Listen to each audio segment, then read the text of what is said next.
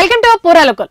Phone tapping కేసులో మరో కీలక పరిణామం చోటు చేసుకుంది. ఈ కేసులో ప్రధాన నిందితుడిగా ఉన్న మాజీ ఐపీఎస్ అధికారి ప్రభాకర్ రావును పోలీస్ కస్టడీలోకి తీసుకుని విచారించడానికి సుప్రీంకోర్టు గ్రీన్ సిగ్నల్ ఇచ్చింది. శుక్రవారం ఉదయం 11 గంటలకల్లా సిట్ అధికారి ఏసీపీ ముందు లొంగిపోవాలని ధర్మాసనం ఉత్తర్వులు జారీ చేసింది.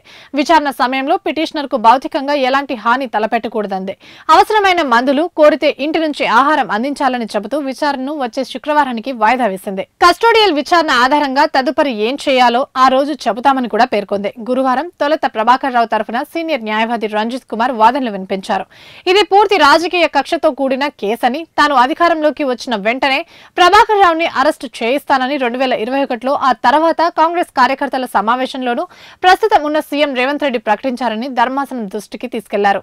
పిటిషనర్ ఆదేశాల మేరకు ఫోన్ ట్యాపింగ్ కు సంబంధించిన హార్డ్ డిస్క్లు ధ్వంసం జరిగినట్లు ప్రభుత్వం ఆరోపిస్తుందని, కానీ ఆ పని తానొక్కడే చేయలేదని, ప్రభుత్వ ప్రధాన కార్యదర్శి నేతృత్వంలోనే రివ్యూ కమిటీ ఆదేశాల మేరకు నిబంధనల ప్రకారం దాన్ని నిర్వహించినట్లు పేర్కొన్నారు. దీంతో జస్టిస్ బేబీ నాగరత్న ఉత్తర్వులుంటే చూపెట్టండి అని ప్రశ్నించారు. అందుకు ఆయన బదులిస్తూ ఫోన్ ట్యాపింగ్ కు అవసరమైన పరిపాలన, ఆర్థిక పరమైన అనుమతులన్నీ అప్పటి intelligence chief ADG Anil Kumar ఇచ్చారని కూడా వివరించారు. సొలిసిటర్ జనరల్ తుషార్ మెహతా జోక్యం చేసుకుంటూ పిటిషనర్ ఏడీజీ ఆరోపణలు చేస్తున్నారని, వాస్తవంగా ఆయన ఫోన్ ను కూడా వీళ్లు ట్యాప్ చేశారని చెప్పారు. కేసు నేపథ్యం గురించి ఇదివరకే విన్నాం. మేము మే 29న జారీ చేసిన ఉత్తర్వుల ప్రకారం మీరు దర్యాప్తుకు సహకరిస్తున్నారా లేదా అన్నది మాత్రం చెప్పండి ప్రభాకర్ రావు న్యాయవాదికి జస్టిస్ నాగరత్న స్పందిస్తూ సూచించారు. పిటిషనర్ ఇప్పటి వరకు సిట్ అధికారుల ముందు 6 సార్లు హాజరై అన్ని క్లౌడ్లలోని పాస్వర్డ్లను రీసెట్ చేసి సమాచారం ఇచ్చినట్టు చెప్పారు. అమెరికా ఫోన్ డిస్కనెక్ట్ అయినందున అందులోని వివరాలు చూపలేకపోయామని పేర్కొన్నారు.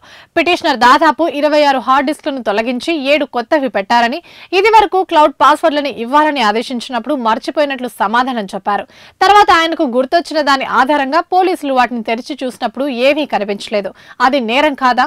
26 హార్డ్ డిస్క్లను ఎలా ధ్వంసం చేశారు అని జస్టిస్ మహాదేవన్ ప్రశ్నించారు. రివ్యూ కమిటీ ఆదేశాల మేరకు అలా చేసినట్టు రంజిత్ కుమార్ సమాధానం ఇవ్వగా, మీకు హార్డ్ డిస్క్ లోని డేటా తొలగించడానికి అనుమతి ఉంటుంది తప్పితే ధ్వంసం చేయడానికి కాదని జస్టిస్ మాధవన్ గట్టిగా సమాధానమిచ్చారు.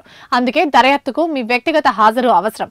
26 హార్డ్ డిస్క్లను తీసుకెళ్లడానికి ఏ అధికారికి అనుమతి ఉండదని కూడా పేర్కొన్నారు. ముందస్తు బెయిల్ పిటిషన్ పై విచారణ పెండింగ్ లో పెడుతూనే మే 29న ఇచ్చిన మధ్యంతర రక్షణ ఉత్తర్వులను సవరించి ఆయన్ను కస్టోడియల్ ఇంట్రాగేషన్ కు అనుమతిచ్చారు.